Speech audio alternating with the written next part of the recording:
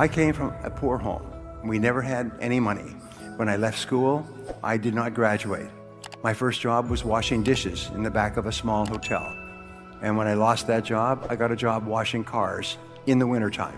When I lost that job, I got a job washing floors with a janitorial service. My wife was always giving me things to wash. I worked at laboring jobs until I was 23 years old.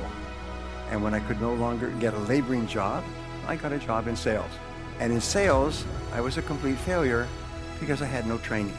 So for 6 months, I worked and worked and worked, and I was making no success at all. And so finally, I did something that changed my life. But I'd used a formula which I gradually articulated into what I call the 1000% formula. And it's very simple. It's based on the law of incremental improvement. Japanese call it the Kaizen principle, the principle of continuous betterment. It's getting a little bit better every day. This 1000% formula has been the key to success throughout history. It's very simply this. Each morning, get up first thing, at least 2 hours before you have to be somewhere. So you can invest the first hour, what we call the golden hour, into yourself. And you invest the golden hour by reading something that is uplifting, educational, motivational, spiritual. It doesn't matter, but they say reading is to the mind as exercise is to the body. Instead of reading newspapers or magazines or watching television, what you do is you just read something that's uplifting. If you're in sales, read something in selling. If you're in spiritually oriented, read something spiritual. If you want motivation, read something motivational, but read 1 hour every morning. That will thoroughly prepare your mind for the rest of the day. One of the great speakers said that the first hour is the rudder of the day. It's called the golden hour. So you invest the golden hour in yourself. And just like if you got up in the morning and worked out for an hour, you'd be feeling great all day long. If you get up in the morning and read for an hour, you'll be feeling mentally great all day long. Step number 2 in the formula is make a list of everything you have to do that day. Sit down, make a list of everything that you have to do, plan your day in advance. Step number 3 is organize your list by priorities. Determine what's most important, what's second most important, what's third most important. Put a number next to each one. Number 1, number 2, number 3, number 4, number 5.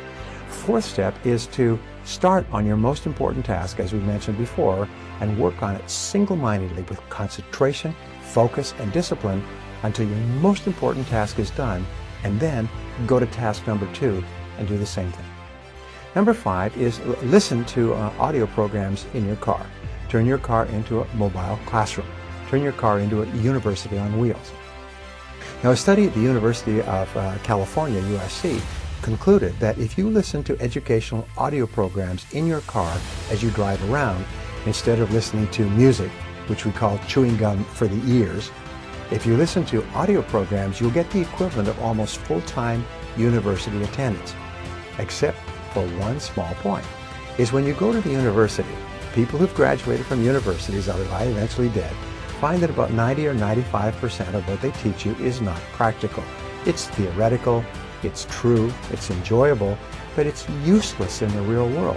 However, when you select educational audio programs on sales, communication, time management, goal setting for yourself, which you can stop and start if you like, you only select things that are valuable to you in the moment.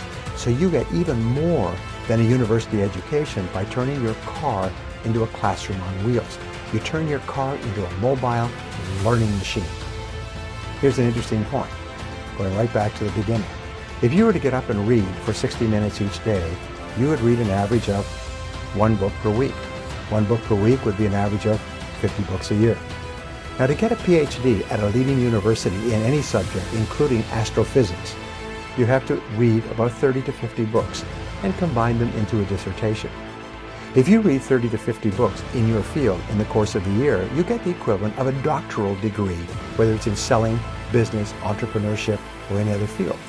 You will, because you're reading material that's practical, have the equivalent of a dissertation in that you will have blended it into your life. You can double and triple your income simply by reading 1 hour every day. And I've taught this to thousands of people who have come back to me and said it's absolutely incredible the difference it makes in your life to begin the day by reading in your field. The second thing is if you plan every single day in advance, I can promise you this, the very act of planning and setting priorities will increase your productivity by 25% the first day. If you were to set and concentrate on your most important task, you'd increase your productivity by another 50%.